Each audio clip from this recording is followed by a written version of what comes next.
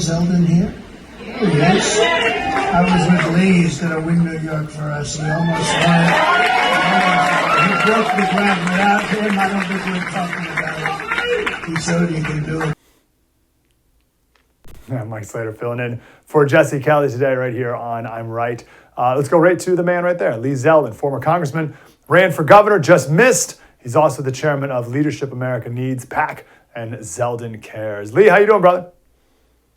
Great to be with you. You gave a lot of people hope about New York and its future. I grew up in Syracuse, New York, and it's just like any other state, right? You got your blue cities and your red country. What are the chances? Let's talk about Trump first, then we'll get to some down ticket races. What are the chances of Trump winning his home state? It is difficult, uphill, and possible. We have seen the political earth under us in New York shift right, 21, 22, 2023. It's continued to shift right. New York is only 22% Republican. 3.5 million more Democrats than Republicans. One might think it's impossible. However, there are millions of people who are not affiliated with the Republican Party or the Democratic Party, and that pendulum has been shifting right with that population. President Trump has been polling very well with that group, and that's a great equalizer. So even though New York is 22% Republican, I got just under 50% of the vote, and in 2022, in that governor's race, the border crisis wasn't a top 3 issue. For many voters who now identify it as their number 1 issue, voter registration has continued to trend in the right direction. Democrat registration is down in the state. Republican registration, Conservative Party registration are both up.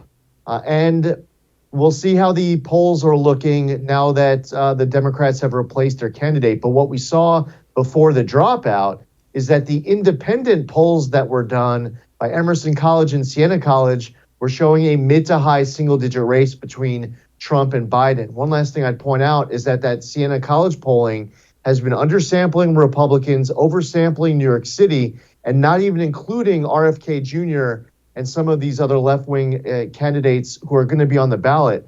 So I would say that this race was trending absolutely in the right direction before the dropout, but we're going to have to get some new polling now that Kamala Harris is Excuse my coughing, so I apologize. Governor Pataki wasn't ancient history. I mean, like, a lot has changed in New York over the years, but like there was a Republican governor. Giuliani was the mayor of New York City, for the love of Pete. What happened? What was different in your race that made you so close to winning the governorship? I think we had one party rule at every level of government.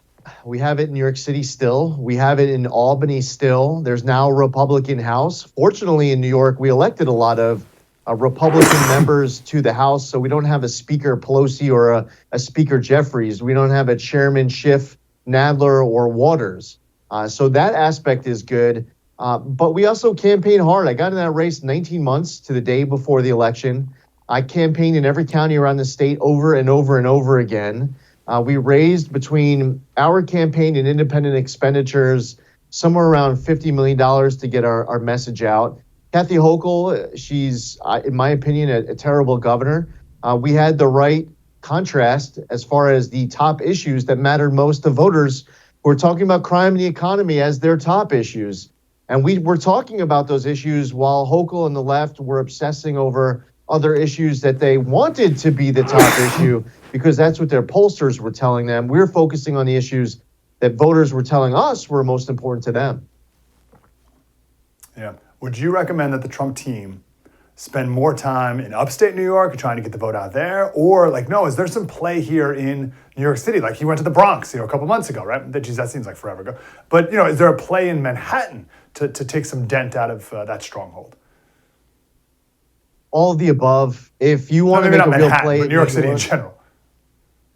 Yeah, if you want to make a real play at the state, it really needs to be a play that goes after the cities, the suburbs, and brings up the vote where you'll have wide margins in the rural communities. And President Trump has a lot of support in most counties throughout the state. I mean, the margins would be in the dozens of points, not single digits. But inside of New York City, you have to get into the 30s or you don't have a chance. What we saw in our race by spending a lot of time inside of the city, even though these are Democrat groups, We won the Asian American vote in the city. We won the Dominican vote. We won the Orthodox Jewish vote.